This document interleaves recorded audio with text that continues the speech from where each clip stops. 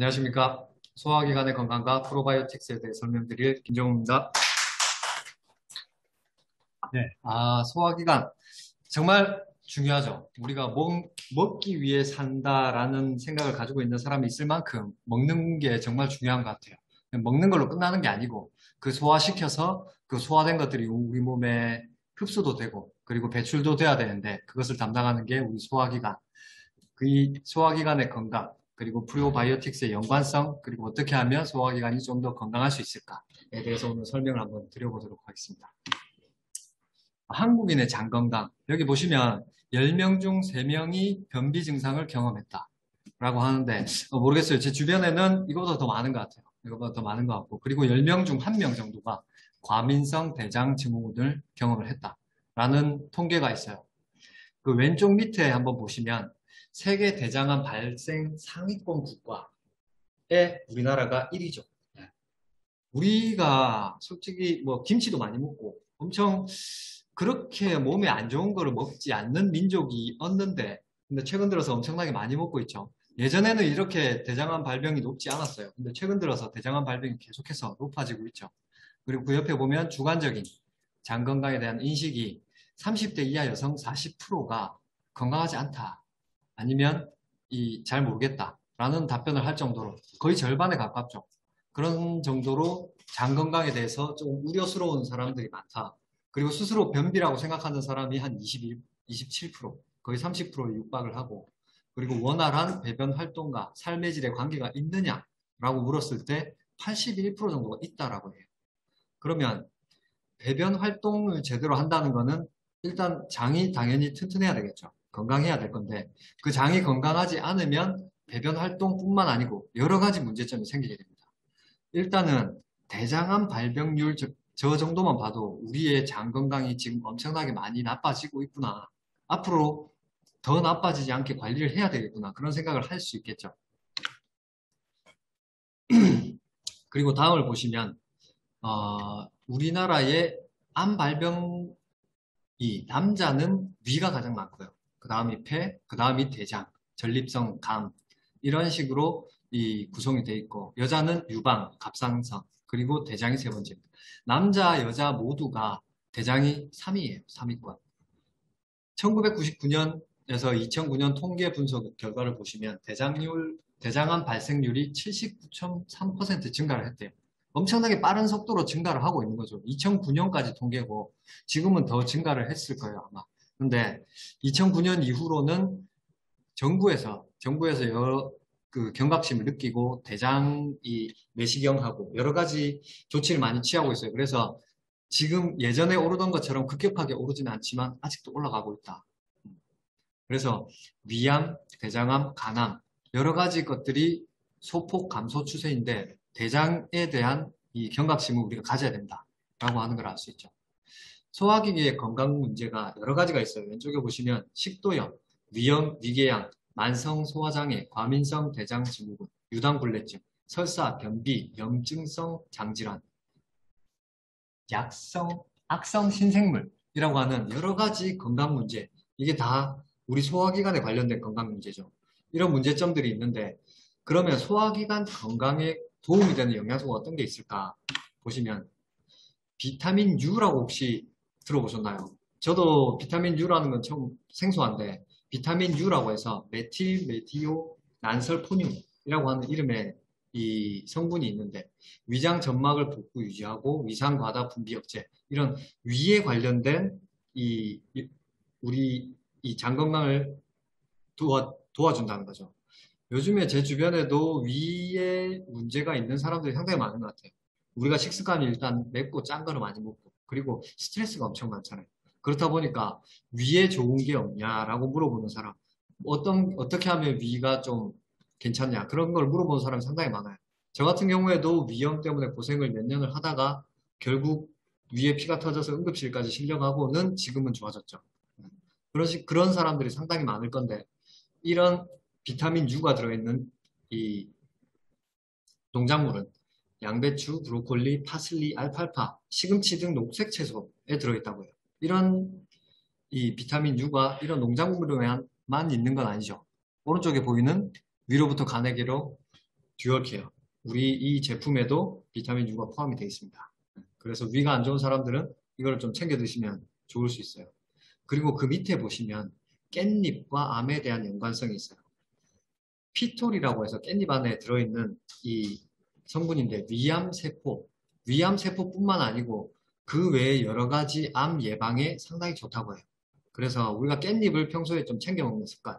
깻잎 여러 가지 먹는 방법이 여러 가지 있죠. 물론 고기 쌈을 가장 많이 먹겠지만 깻잎 뭐 무침이나 이런 걸로 먹기도 하고 하니까 깻잎을 좀 더 챙겨 먹으면 위뿐만 아니고 여러 가지 암을 예방하는 데 도움을 받을 수 있다라고 하는 걸 참고로 아시면 좋을 것 같아요. 그 다음으로 장누수 증후군. 이름을 정말 많이 들어봤어요. 근데 개념이 어떤 거냐라고 보면 세는장 증후군이라고도 하고 만성염증 질환이에요. 궤양성 대장염. 여러 가지 이름으로 불리는데 다시 말해서 오른쪽에 보면 세포들이 모여있죠. 우리 몸은 세포로 이루어져 있잖아요. 마찬가지로 장도 세포로 이루어져 있죠.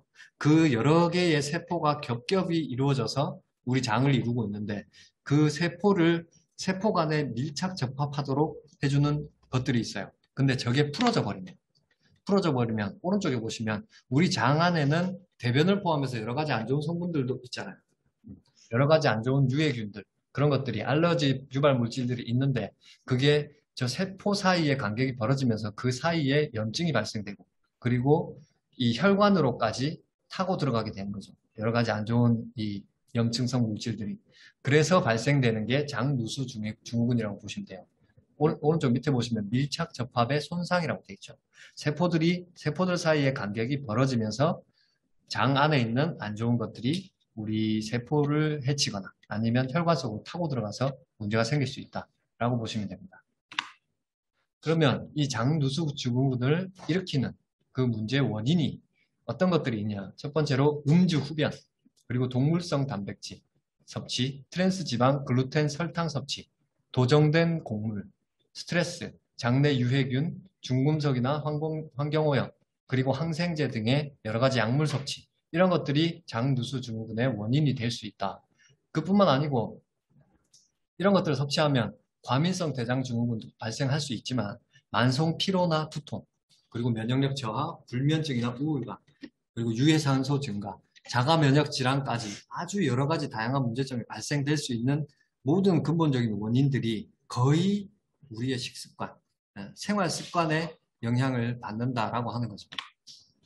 그러면 요즘에 신바이오틱스라고 들어보셨나 모르겠어요. 프로바이오틱스나 프리바이오틱스는 요즘에 많이들 알고 계신 것 같은데 그 프로바이오틱스와 프로바이오틱스의 활성화를 도와줄 수 있는 프리바이오틱스 두 가지를 합쳐서 프로바이오틱스를 만든 것들이 신바이오틱스라고 불립니다. 장 점막 복구에 도움을 줄 수 있는 영양소들이 오메가3, 비타민 A, B, D, 단백질, 아연 이런 것들이 있고 물론 당연히 프로바이오틱스가 필요하겠죠. 근데 거기에 프리바이오틱스까지 합쳐진 신바이오틱스로 섭취를 해준다면 그러면 좀 더 원활하게 이런 장 점막 복구를 하고 장누수 증후군 같은 우리 소화기관의 문제점을 예방할 수 있다. 밑에 보시면 적혀 있죠. 장누수 증후군을 예방하기 위한 대안은 장내 유익균을 증가시키는 것. 그 방법은 이 신바이오틱스를 먹어주는 것이다 라고 볼 수 있는 거죠. 그러면 유산균 억제인자. 아까 프로바이오틱스를 우리가 섭취를 하잖아요. 섭취를 하면은 우리 장내에는 10조 개 이상의 미생물이 100조 개 이상의 미생물이 있는데 그 100조 개를 한꺼번에 먹을 수 없잖아요. 조금씩 우리가 먹게 되는데 그 유산균이 장 안에 들어가서 활성화가 돼야 되는데 그 활성화를 억제하는 인자가 뭐냐라고 보니까 항생제나 환경오염 물질, 그리고 설탕, GMO 식품, 글루텐, 스트레스, 수면 부족, 알코올, 운동 부족, 흡연 이런 것들이 있다고 해요. 보시면 장누수 증후군의 원인하고 거의 일치하죠. 이런 것들을 피하고 우리가 어느 정도 걸러줘야 장누수 증후군도 예방할 수 있고 유산균도 우리 장 속에서 원활하게 번식할 수 있다라고 하는 거죠. 그리고 소화기관의 건강에 도움되는 영양소 보면 장 건강에 칼슘이 장 건강하고 무슨 상관이 있을까라고 생각할 수 있지만 실제로 스웨덴에서 이 연구 결과가 나왔죠. 남성들 45,000여 명을 대상으로 칼슘 섭취량과 대장암과의 관계를 6에서 7년 동안 조사했어요. 잠깐 한 게 아니에요. 4만 명 이상을 6에서 7년 동안 조사를 해보니까 칼슘 섭취량이 많은 그룹에서 이 적은 그룹 대비해서 발생률이 32%가 낮아요. 32%. 뭐 5%, 10% 이런 게 아니고 32% 같으면 엄청나게 유의미하다고 볼 수 있죠. 그리고 밑에 보시면 아미노산 중에서 L-글루타민이라고 하는 회복 아미노산이라고 불리는데 과민성 대장증후군 여러 가지 염증 질환에 도움이 된다. 회복 아미노산이라고 하잖아요. 우리 몸은 이 물과 단백질 그리고 여러 가지 것들이 합쳐져서 만들어져 있는데 그 단백질 중에 하나인 이 아미노산 회복, 우리 몸의 회복을 도와주는 아미노산이다 라고 보시면 될 것 같아요. 그리고 또 우리 장 건강에 도움을 줄 수 있는 게 또 비타민이 있어요. 우선은 마이크로바이옴의 이 정의를 한번 보시면 우리 몸 안에 미생물, 우리 장 속에는 아까 100조 개의 미생물들이 살고 있다고 하죠. 그 미생물이 어떤 조합으로 이루어져 있느냐라고 하는 게 마이크로바이옴이라고 보시면 돼요. 그 유전 정보라고 볼 수 있죠. 스트레스나 영양 부족, 질병, 환경적 요인에 의해 장내 미생물의 불균형이 초래됩니다. 그러면 그 상황에서 비타민이 공급되면 유익균의 비율 증가로 인해서 장 건강에 도움을 줄 수 있다라고 하는 연구 결과가 있고요. 그리고 충분한 비타민의 섭취는 위장관의 산화, 환원 반응, pH 균형에 영향을 줘서 장내 유익균이 성장하기에 좋은 환경을 조성할 수 있다. 충분한 비타민의 섭취는 위장 궤양 같은 위장 문제도 해결할 수 있다라고 하는 거죠. 그리고 비타민을 다량으로 투여하거나 대장에서 가장 긴 결장까지 정확하게 도달하도록 표적 설계해서 공부를 하고 비타민이 장내 마이크로바이옴을 직접적으로 조절하는 것이 가능하다. 우리 장내 미생물 마이크로바이옴을 이 아주 적절한 조합으로 하기 위해서는 비타민이 필수적이다라고 볼 수 있을 거예요. 그리고 마이크로바이옴의 질병 치료 및 예방을 위한 비타민 공급에 대한 연구가 앞으로도 계속 활성화될 거라는 거죠. 이게 마이크로바이옴이라는 이 단어를 아실지는 모르겠지만 우리의 장이 우리 건강에 엄청나게 많은 영향을 미친다고 하는 거는 요즘 사람들 다 알고 있을 거예요. 우리 몸 전반적인 건강에 영향을 미치는 장내 미생물 환경, 그 부분에 많은 영향을 미치는 것이 바로 비타민 공급이다 라고 볼 수 있는 거죠. 그리고 장은 이 단지 소화기관이 아니에요. 그게 최근에 정확하게 확인이 됐죠. 우리 장과 뇌는 연결돼 있다 라고 보셔야 돼요. 오른쪽에 보시면 건강과 이상, 건강은 파란색, 그리고 이상이 생겼을 때 이 반응이 빨간색으로 표시가 되어 있어요. 일단 뇌에서 활력이 있는 삶과 그리고 숙면을 취하고 좋은 기분을 느낄 때 그렇게 살아가고 있을 때는 도파민, 세로토닌, 멜라토닌 같은 여러 가지 호르몬이 정상적으로 분비가 된다는 거죠. 그러니까 소화기관의 환경도 개선이 된다. 우리 몸은 소화기관을 우리가 어떻게 하고 싶다고 우리가 뇌에서 신호를 줄 수 있는 게 아니잖아요. 소화기관이 움직이는 거는 이 호르몬을 통해서 신호를 받아서 움직이게 되는데 호르몬의 균형이 깨지면 소화기관에 문제가 생기는 건 당연하게 되겠죠. 그래서 이 호르몬의 균형이 소화기관 환경 개선에 영향을 주고 도움을 줄 수 있고 결과적으로 장내 유익균이 증가를 하고 유익균 대사 산물 결과적으로 세로토닌이 분비가 된다는 거죠. 오른쪽에 보시면 세로토닌 제일 아래쪽에 장의장 크롬 친화성 세포라고 해서 우리 장 속에 살고 있는 이 세포에서 세로토닌이 90% 이상 합성된다는 게 밝혀졌어요. 근데 세로토닌의 원료는 메뉴에 보시면 트립토판이라고 하는 아미노산입니다. 이 두 가지가 갖춰져야 된다는 거죠.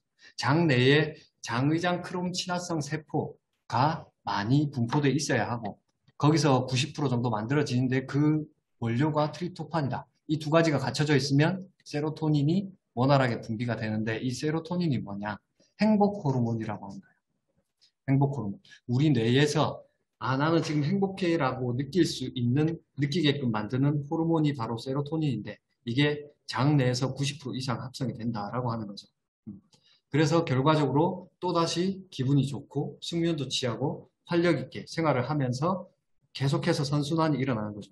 그 반대로 문제가 생긴 경우를 보면 우울하고 걱정이 있고 스트레스가 있을 때 그때 스트레스 호르몬이 분비가 되죠. 다른 호르몬은 줄어들고 호르몬의 균형이 깨져버리는 거죠. 그로 인해서 장 투과성이 증가한다. 장에 문제가 생기는 거죠.